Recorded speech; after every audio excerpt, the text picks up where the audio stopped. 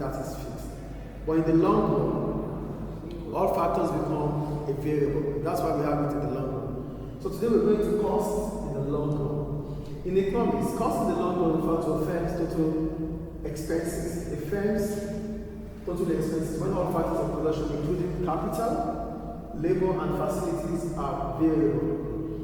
We call it the long run because whatever we think in the short run that are fixed become a variable. So we can use them. It becomes adjustable, flexible in the long run. That's why we call it long run.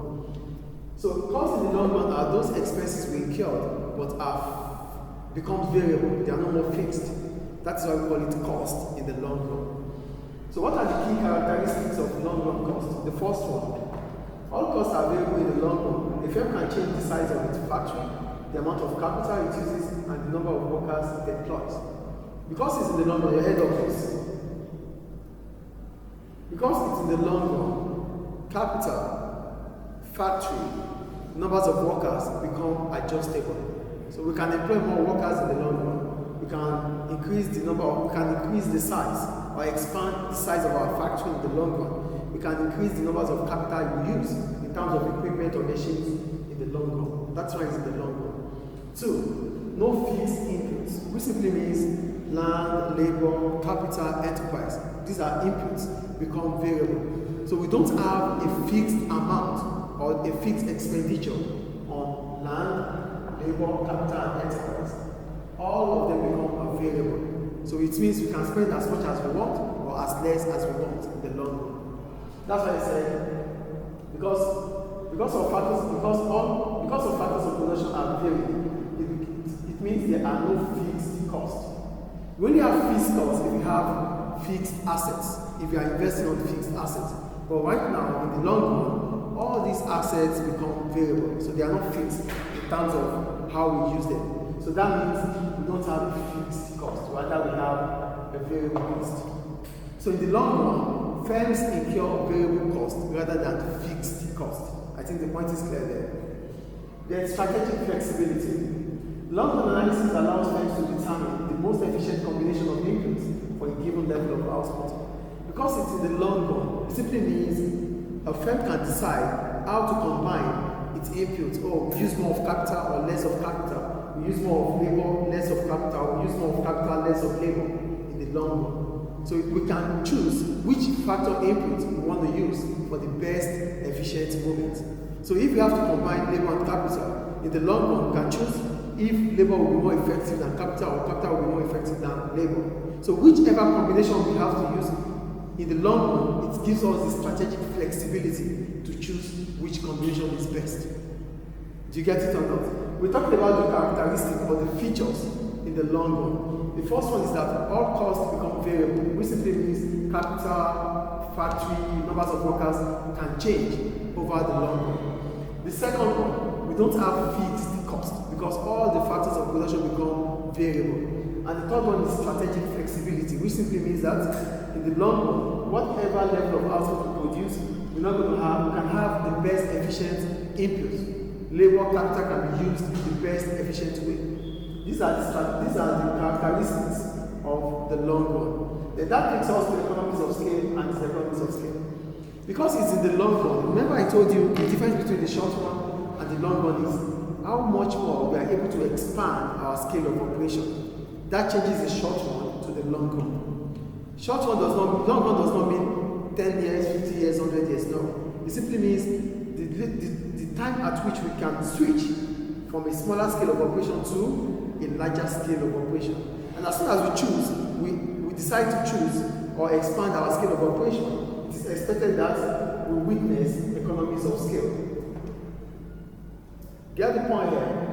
In the long run starts from that period of time you are able to expand from a small scale to a larger scale. Do you get what the long run is here? The short run ends when you are able to expand or when you are able to switch from the small scale of operation to a large scale of operation. That changes the long run to the short run. So as soon as you are able to expand your scale of operation, as soon as you are able to expand your scale of operation, it allows you as a firm, now you split. You split. You split. Move now. You say, please wait. You don't tell me wait. You say, please wait.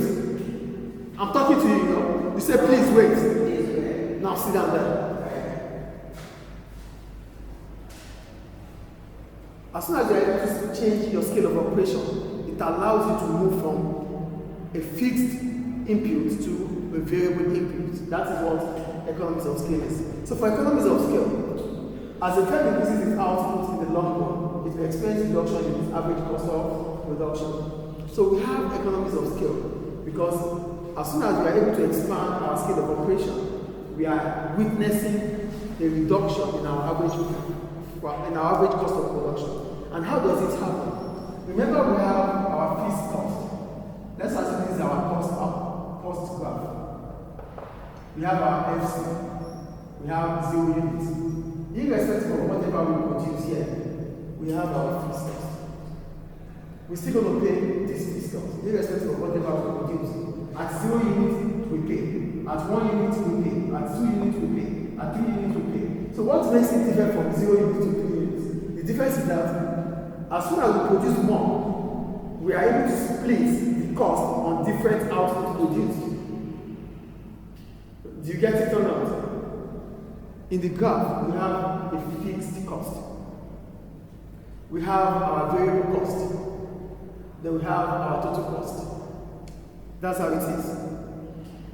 This is the bone of contention. At 0 units, we pay. At 1 unit, we pay. At 2 units, we pay. So irrespective of our output, this cost is still to be paid. But what makes it important? It becomes important because as soon as we increase our output, the amount will be splitted on the output, on each output produced. So which simply means we pay, as soon as we increase, we pay less. Before now, nobody is using it. We pay the same amount. Yes or no? Now, an individual is using it pays. 2 individuals are using it. They split it. They split the same cost. Yes or no? Yes. Are you guys getting it or not? Yes. I'm talking about how reduction in average cost comes in. It comes in because the fixed cost, based on increase in output, we start witnessing a reduction in the average cost of production. At 0 units produced, we pay. At 1 unit produced, we pay the same amount. At 2 units produced, we pay the same amount. But what makes it differ? At 2 units, we split it into 2. At 3 units, we split it into 3. At 4 units, we split it into 4. So that reduces the amount each individual will pay. And that's what economies of scale is about. As your output increases, your average cost of production starts reducing. Do we get the point here, please? Great. This occurs because larger production can achieve greater efficiencies, such as lower material costs for bulk purchase or specialized use of technology. Because we are expanding, we have the financial capability to buy equipment, machines, technology that will make things to become faster and better. And that reduces our cost of production. Do you get economies of scale here? Yes. Any question about economies of scale? So in the long run, a firm is expected to witness economies of scale based on the fact that the unit cost starts reducing. Then there's this economies of scale. No matter how much you want to expand, you have to understand that you are not supposed to expand more than your optimum level. The optimum level is the highest you could do. So that's why we have the long run average cost. We have the AC curve. This is our AC curve, yes or no? This is our AC. This is our optimum level. This is economies of scale. This is diseconomies. Here, as soon as our output increases, our average cost reduces. Put your head up, please, and stand. You stand. You stand.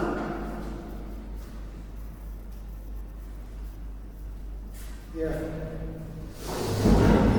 As soon as our output increases here, you better focus here. As soon as our output increases here, our average cost of production falls. when you increase more than the optimum level here, your average cost of production starts increasing. At this point, we call it diseconomies of scale. A cost disadvantage as a result of expansion. You are expanding. You're supposed to witness economies of scale, but you are witnessing diseconomies of scale because your average cost starts increasing instead of decreasing. So as soon as a firm produces beyond the optimum level, this is the optimum level, this is the economies of scale, this is the economies of scale. As soon as it produces beyond the optimum level, you are going further than this, then you've witnessed these economies of scale. You are expanding more than your capacity. So if a firm expands more than its capacity, it's going to witness these economies of scale. Do you get these economies of scale? Yes. So there's economies of scale because your average cost is falling based on the fact that your output is increasing until the optimum level, which you must not exceed. As soon as you exceed the optimum level, your average cost of production starts increasing. That is about the economies of scale. Then we have the constant economies of scale. For constant economies of scale, it simply means that despite your expansion, you are able to remain stable. Constant economies of scale. You have expanded, but you remain stable.